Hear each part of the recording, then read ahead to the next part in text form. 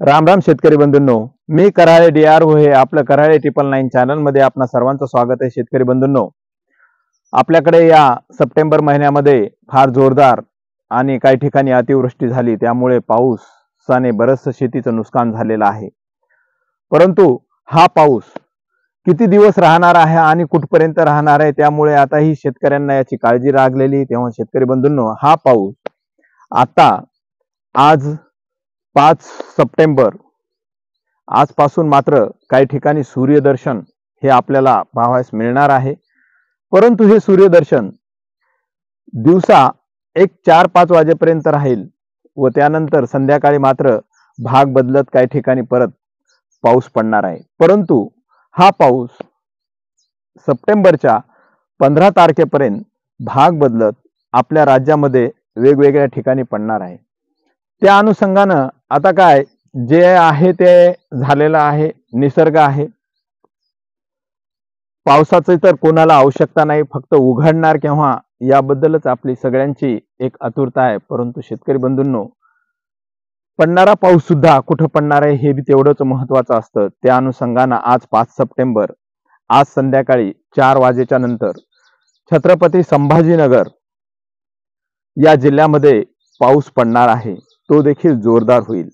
त्या ठिकाणी पैठण आहे, श्रीरामपूर आहे, या ठिकाणी 4च्या नंतर जोरदार पावसाला सुरुवात होईल। तसंच जालना जिल्ह्यामध्ये सुद्धा मंठा, सेलू या भागामध्ये एक 5-5:30 वाजता आज हलकासा मध्यम स्वरूपाचा पाऊस होईल।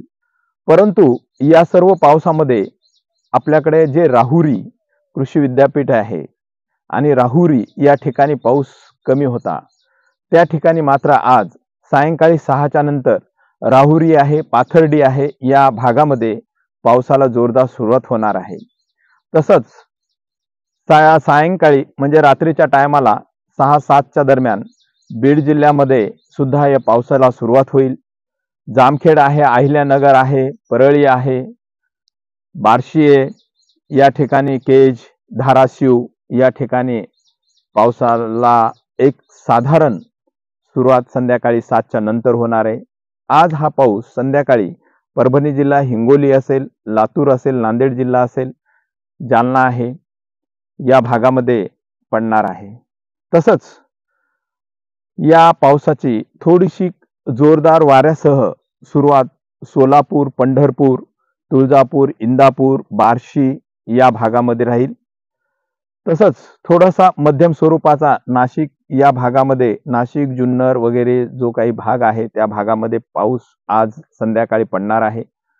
खानदेशमध्ये मात्र थोडासा अति पाऊस होईल, त्यामध्ये चाळीसगाव, धुळे, त्याच्यानंतर पाचोरा, पारोळा या ठिकाणी आज संध्याकाळी 7:30च्या नंतर जोरदार पाऊस पडणार आहे।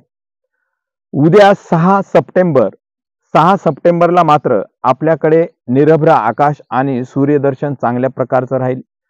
दिवसभर ऊन राहील, पण रात्री 9च्या नंतर परत एकदा आपल्या राज्यामध्ये सर्वदूर हलकासा मध्यम स्वरूपाचा पाऊस पडेल। यामध्ये पाथरी आहे, परभणी जिल्ह्यामध्ये पाथरी आहे, सेलू आहे, आष्टी आहे, मंठा आहे, जिंतूर आहे, त्यानंतर परभणी, गंगाखेड, पूर्णा या ठिकाणी सर्वसाधारण पाऊस होऊन लातूर या ठिकाणी मात्र रात्री जोरदार पाऊस होईल।